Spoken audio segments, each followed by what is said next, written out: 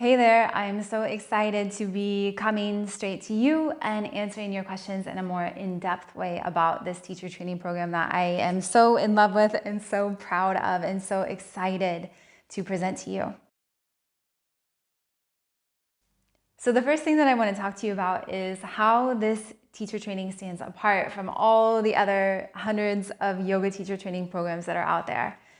And I think really what makes this training stand out and turns it into kind of like a gold star training rather than just a general cut-of-the-mill training is the focus and the time that I spend in trying to convey this aspect of the transformational power of yoga and the richness of the actual heart of what yoga is. So it's not just about getting into these cool poses. It's not just about holding a handstand in the middle of the room. It's not a superficial practice in any way, and it's not just about the body.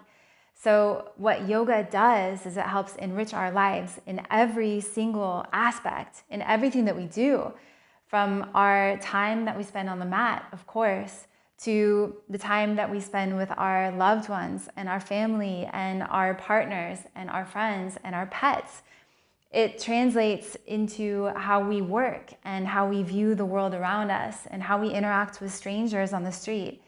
Yoga is not one directional. It's completely multifaceted.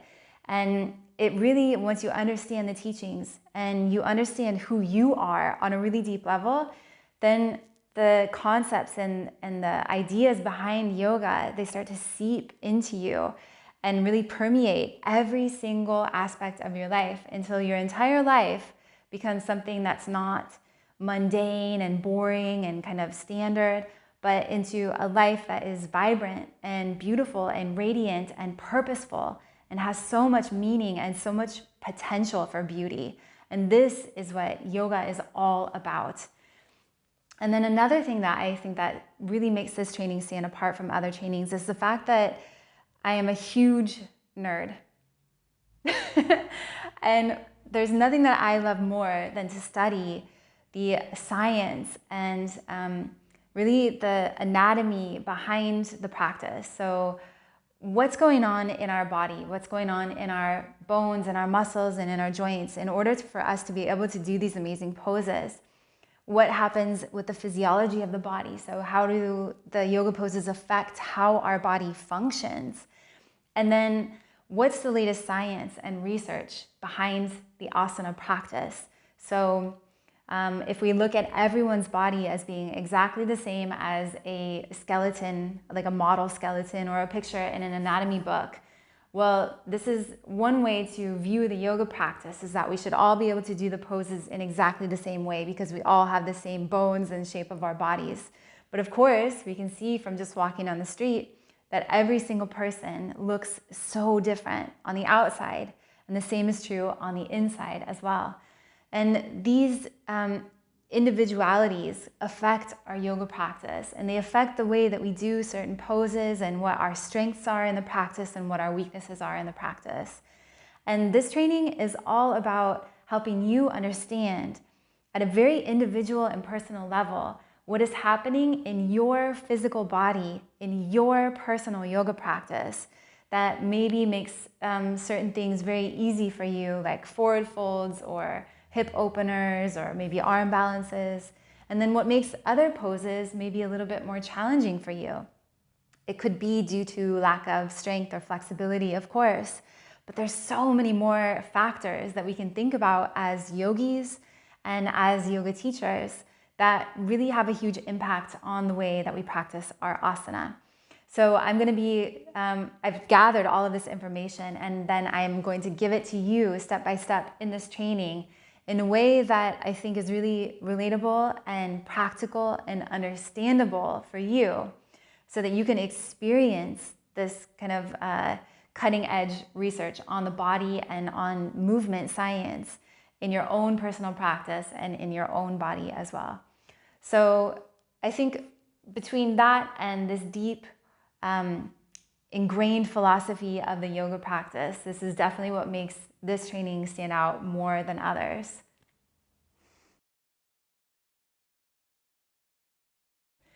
The next question is, how is this training structured? What's the schedule and the timeline? So really, there's a couple different ways that you can do this training and view the structure of this training depending on your schedule. And that's the beauty of having an online training, is that it is so incredibly flexible.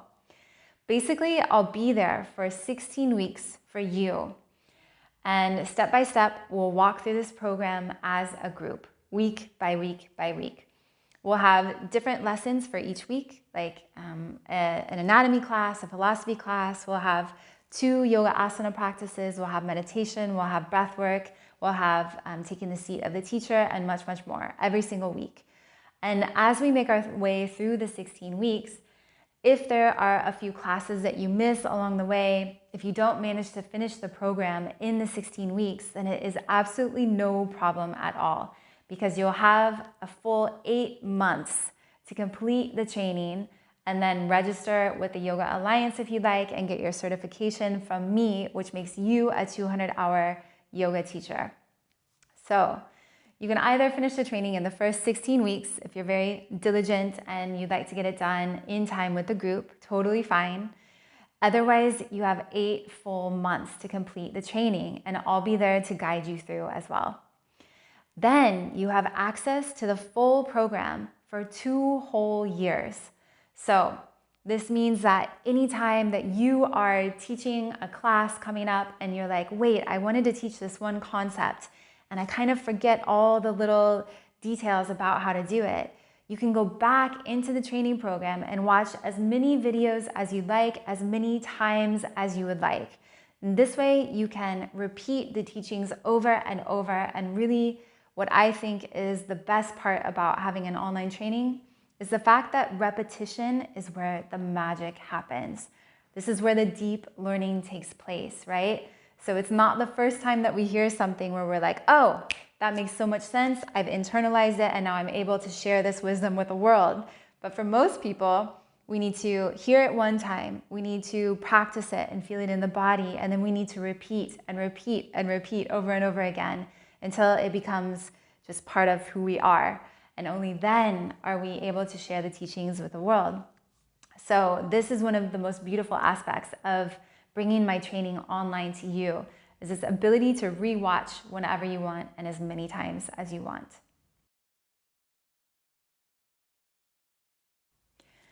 After you complete the program, I will be there to support you for a lifetime. So you'll have not only me at your disposal, but also a group of amazing humans from all over the world that you took your training with. We are a community, we're a family, we're a tribe, and we will always be there for each other to answer questions, to check in with each other, and to just see how our yoga practice and our yoga careers are going. You can also opt into my mentorship program, and this is something that is available only to graduates of my 200-hour yoga teacher training program. So once you've completed the program, and if you'd like some more personal one-on-one guidance from me on how to sequence your classes, how to theme your classes, how to structure your classes, or anything about the yoga practice at all, like maybe just how am I looking in my downward facing dog, whatever it is, then I am there for you in this personal mentorship program.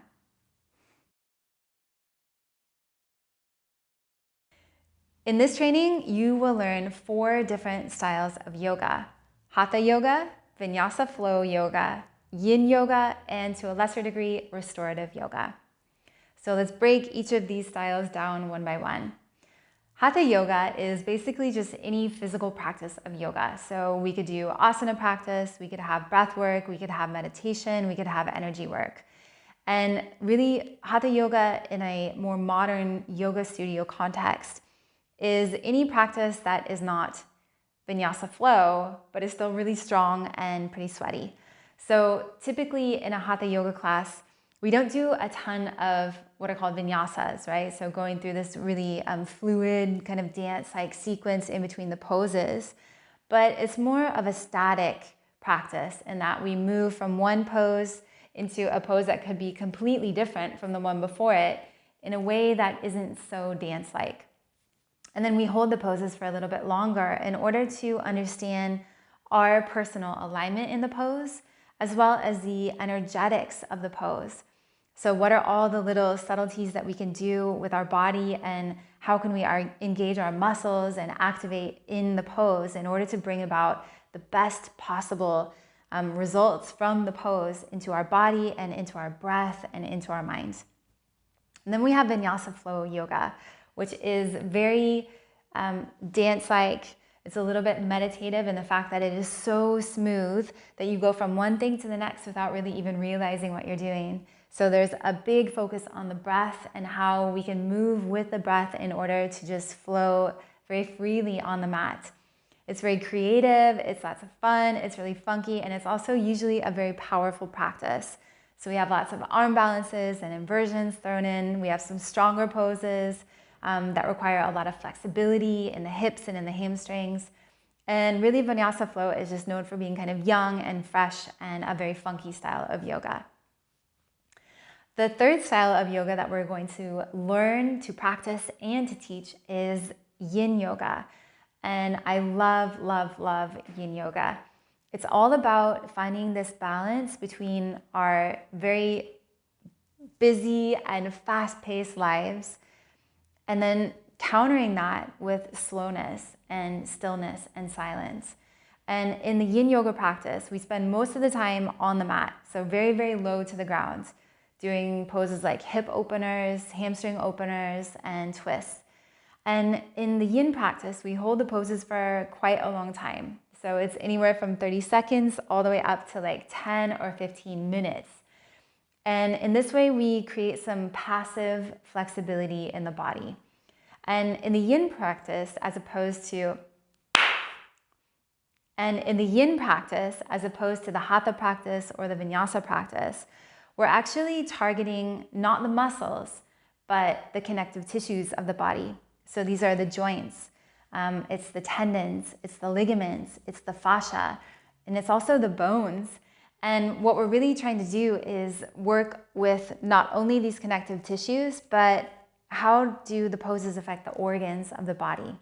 Because Yin Yoga is based on the ancient system of Chinese medicine and the meridians, where every point in the body corresponds to a point inside the body. So we have like certain parts of the leg that correspond to certain organs in the body.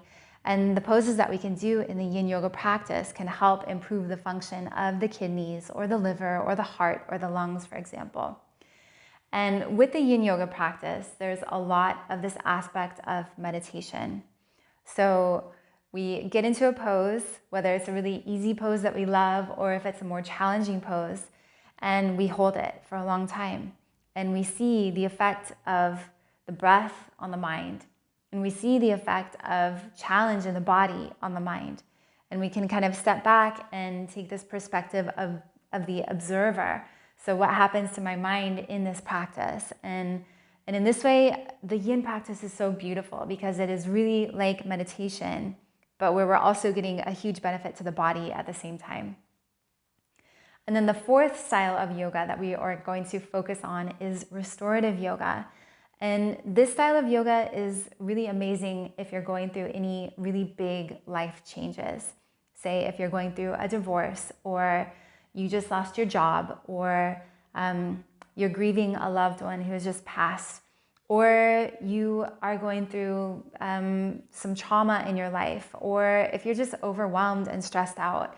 Restorative yoga is a really beautiful way to get into some poses that help to open the body up for breath. And it's all about relaxing the nervous system.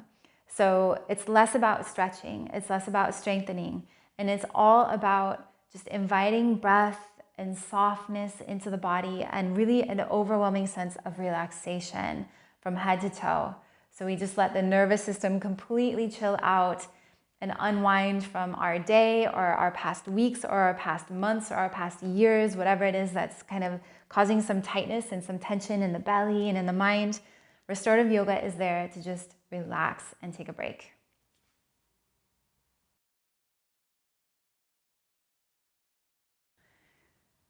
So this training is kind of grouped into different categories, and we have the categories of asana, which are the physical yoga poses. We have meditation and breath work. We've got anatomy. We've got philosophy and yoga history. We've got Sanskrit. We've got sequencing yoga and theming and all of the things that kind of get grouped under this category of how to teach yoga. So how to observe students, how to make really killer sequences that will motivate your students to come back to your class.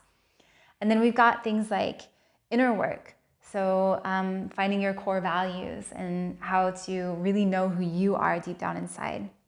So this training is broken down into these kind of big, broad categories. And then within each category, we dive really deep into different topics.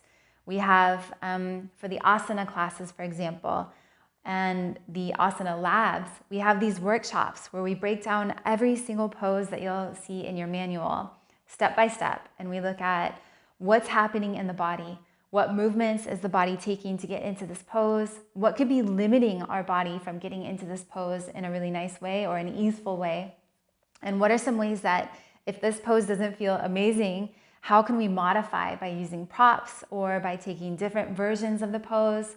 And then also, how can we get really creative with this pose and maybe add some extra elements to it to spice it up? Then we have anatomy. So within the anatomy classes, we're going to be learning all about the muscles and the bones and the joints and the ligaments and everything that comprises the human body. But not just that. We're going to actually look at how the yoga practice affects the human body and really break down how can anatomy play an integral role in our yoga practice and how do these two things relate together. So many yoga teacher training programs just teach anatomy without connecting it to yoga. And I just find this such a pity because we should be learning anatomy from the perspective and the vantage point of a yoga teacher and how this applies to the practice. And so this is what we do in my training. We're really just going to break down what is this part of the body and what do we do with it in the yoga practice and why is it important to understand this part of the body and which structures do we use in the yoga practice a lot and in what ways are we using these structures. Okay, and then we're also going to be learning a lot about the fascia. And this is a really brand new area of science and human movement where before the fascia was just thought of as connective tissue. And if you were to go in for surgery, for example, the surgeons would just scrape away the fascia in order to get to the muscles and the bones. And now what we're learning is that the fascia is this really alive network of signals and communication, not only to the brain, but also to every single part of the body. And it's woven around every organ and every bone, but also into every organ and every bone as well.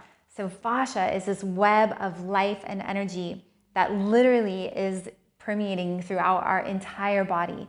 And the yoga practice has a huge impact on our fascia. And also the fascia has a huge impact on our yoga practice. And we're going to look in this training at what is the fascia and how do these two things, yoga and fascia, interweave and how can we best optimize both of them in order to work seamlessly, in order to create vibrant health in our body. The next kind of big category to talk about is philosophy and yoga history. And this for me is like really where my heart lies. I love learning about anatomy. I love talking about anatomy. But for me, the teachings and the philosophy and the history and the depth of yoga, I hope really shines through in this training. Because without the yoga practice, my life would look so different than it does today.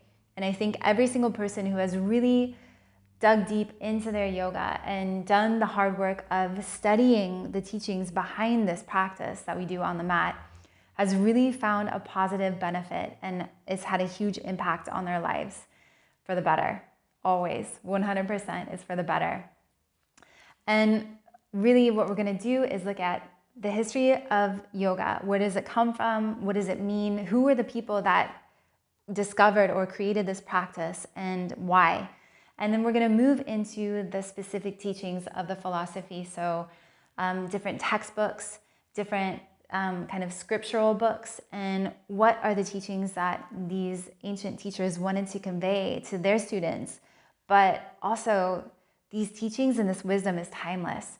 So how can we apply this beauty and this really amazing way to view the world to our modern life and our modern world today? And then the next umbrella big category that we have is taking the seat of the teacher. And what this means is how to organize your classes and how to hold space as a yoga teacher so that all of your students, when they come to your class, feel safe, they feel supported, they feel heard, and they feel seen. How to observe your students in their practice and then be able to adjust what you're saying, what you're cueing, and maybe how you're touching them or moving them in order to best fit what they need in their practice and in their body on that day.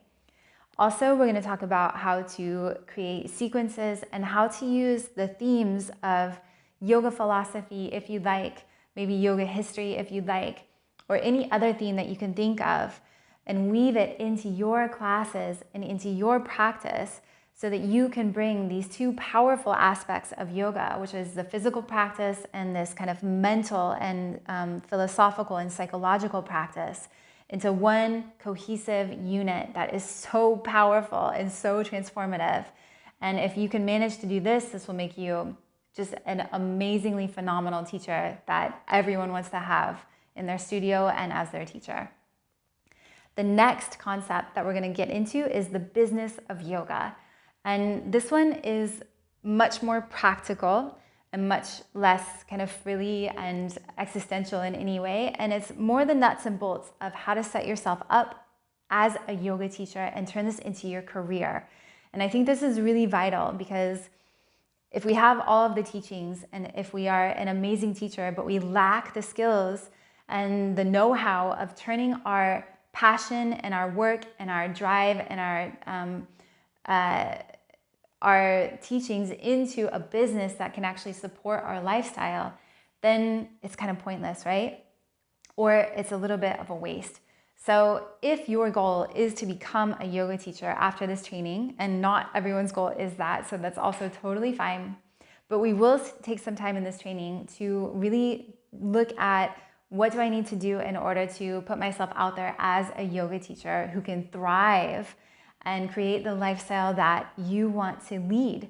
Because I think most people, when they become yoga teachers, they want some degree of flexibility in their lives. They maybe want to be their own boss. They want to have a profession where they feel it's in alignment with who they are as a person. And yoga teaching is the best way to do these things, but only if we can make the yoga teaching work for us, right? And be able to pay the rent. So we're going to focus on the business of yoga. On top of that, we're going to get into some really fun things like Sanskrit pronunciation. We're going to get into the subtle body, so things like the chakras, the breath, pranayama. We're going to meditate a lot. We're going to get deep into all things yoga, including chanting, including mantra, kirtan, and lots more. This program is divided into 4 different formats, and that's just to kind of mix everything up for you and to make it interesting and also work for your schedule. So what I didn't want to do with this training, I'll just start with that, is to create an entire training on Zoom, right? Where we all have to sit there in front of the computer 8 hours a day together at the same schedule at the same time. Even if some person's internet was cutting out at one point and it was dark over here in this person's house and over here it's light. I just wanted to avoid all of that kind of internet trouble, right? And give you different formats that would work so that you can take this training at the schedule and the time and the place that works best for you. So with that in mind, the majority of this training is pre-filmed videos. And I actually am in the background of teaching yoga online, as many of you know, and I've been teaching yoga online since 2014. As well as that, I'm a production manager for a really big online yoga teaching platform called Yogi Approved. So basically, I've got the skills in front of the camera and behind the camera to make a really high quality production. And I used all of this knowledge to bring these videos to you in the training. So the majority of this training is filmed in a really high quality video, which is called 4K, in case you know anything about this kind of stuff. And basically what that means is that it's very high definition. You'll feel like you're in the room with me. You'll get to see all of my lines and wrinkles, and if I ever have spinach in my teeth, you'll be able to see all of that, whether you like it or not. But you'll really get this experience of being in the room with me. And then on top of the pre-filmed videos, and those you can watch at any time, then we also have podcast format. So you won't actually need to have like a podcast player on your phone, but the idea is that just like a podcast, you'll be able to download these audio files and then take them with you when you go for a walk in the park or when you drive to the grocery store or wherever you want to go, and you have some free time and you will have a clear mind. So I really love this idea of bringing audio files into the training because I learn best when I'm walking in the woods, for example. And so I love that this also opens new doors for the more audio learners in the group. So for these classes, you'll just need your cell phone and then some headphones, and you'll be able to listen to the teachings whenever you want. Okay, the third category of teaching is that we will have online Zoom calls once per week for 90 minutes.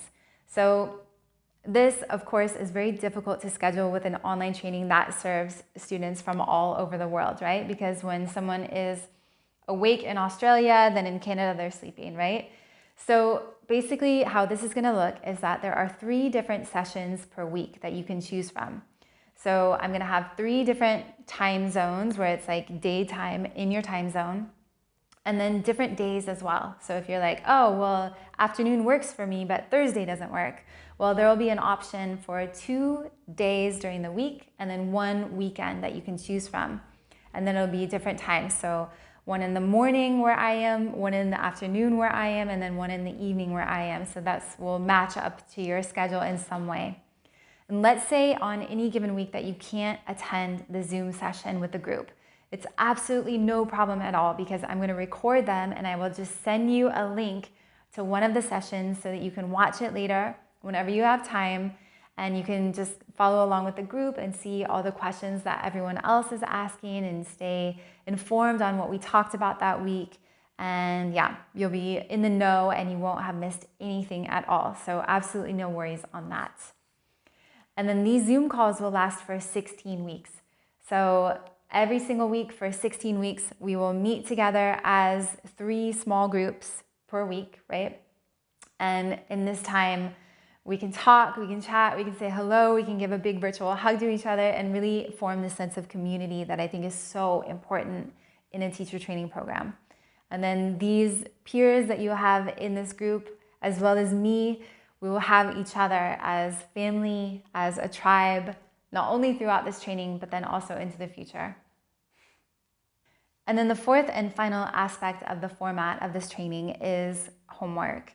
And this is actually mostly teaching practice, which is a big part of becoming a yoga teacher, right? Is teaching and practicing your teaching so that you can then go on to share your teachings with the world later, if you so choose.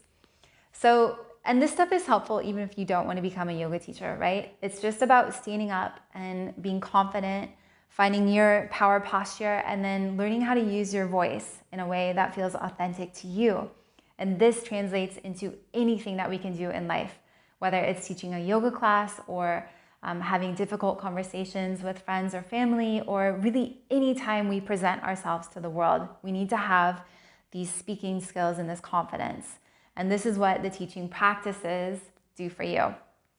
So for the teaching practices, basically you will just teach a couple of sequences every single week. And you can teach them to your dog, you can teach them to your mom, your little brother, your baby, your boyfriend, your cell phone, or your computer. So totally doesn't matter if you don't have anyone around to teach to, just use your phone. And you'll upload those to me, and then I will watch them and give you a little bit of feedback. And so this is in no way for me to judge you and say, oh, you're doing this all wrong, and how could you say that cue? It's not like that at all. Mostly this is an exercise in you finding your voice as a teacher. And I'm just there to kind of watch and make sure that you are being held accountable, right? And just doing the exercise itself. And then besides that, we also have what are called asana selfies. And they're selfies because we don't need to be perfect and we don't need to look beautiful and have our makeup on and look like we're going to, I don't know, the discotheque or something. This is just for me to see if you've understood all the things that I'm teaching you in the asana labs, so these workshops on the different poses that we have. So if I give certain cues about downward facing dog, and certain things to look for in your body as you practice your down dog, I'll just have you snap a quick picture of that and then upload it to me so that I can see what's going on in your practice. And this is also a really awesome and personal way for you to ask me any questions that you have, like, how does my down dog look to you? Because a big part of the yoga teacher training experience is that people want help with their asana practice. And they want to know, am I doing this pose right? And then I would say the answer is always, is it right for your body? And then we look at your body and we look at the pose and then we see what's working and where you're maybe having some difficulty. On top of that, there will be a few little readings throughout the training. So we have 4 different books that are called required reading books. And these are really just to help you and give you extra information if you want it. So there will be kind of optional reading exercises for you. And you can read all of these books before the training if you like. You can read them during the training or you can read them after the training. But they are required because they are my favorite yoga books and definitely texts that you should be familiar with as a 200-hour level yoga teacher. So that's also part of the homework, but it's not a big one and it's actually as much or as little as you would like.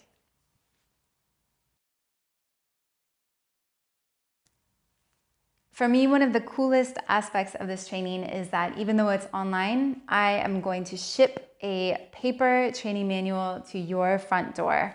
And I think this is really important to have something physical and something tangible to hold on to that makes this training more real, right? So it's not just kind of out there in space, but you've got your paper manual and it's thick and it's heavy and you can take all of your notes in there and draw all of your little pictures and do whatever you'd like to do in your manual, and then you have it for life. So we've spent a lot of time making this manual into a piece of art, and I am so excited to send it out to every single student who takes part in this training. I think it's beautiful. I think it is incredibly helpful. And yeah, I'm excited to ship it to you if you decide to take this course.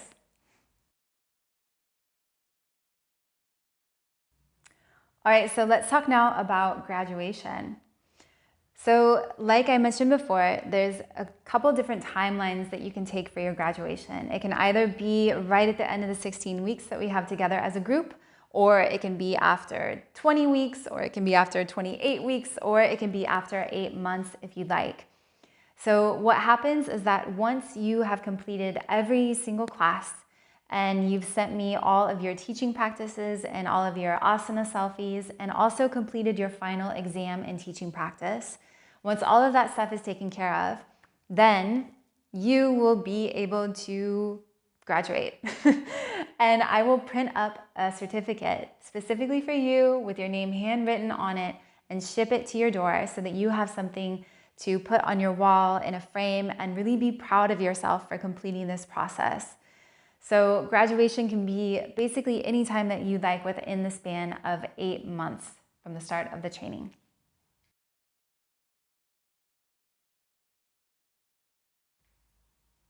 Since 2009, my mom.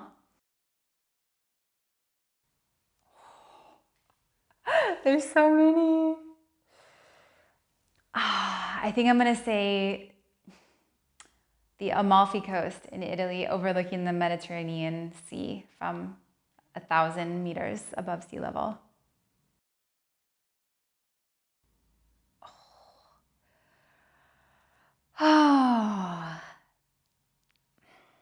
Pigeon?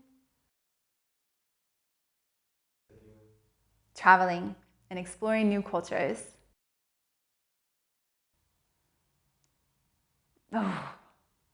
Sushi, pad thai, pizza, and butter. That's a hard one, but I'm going to say Swami Vivekananda.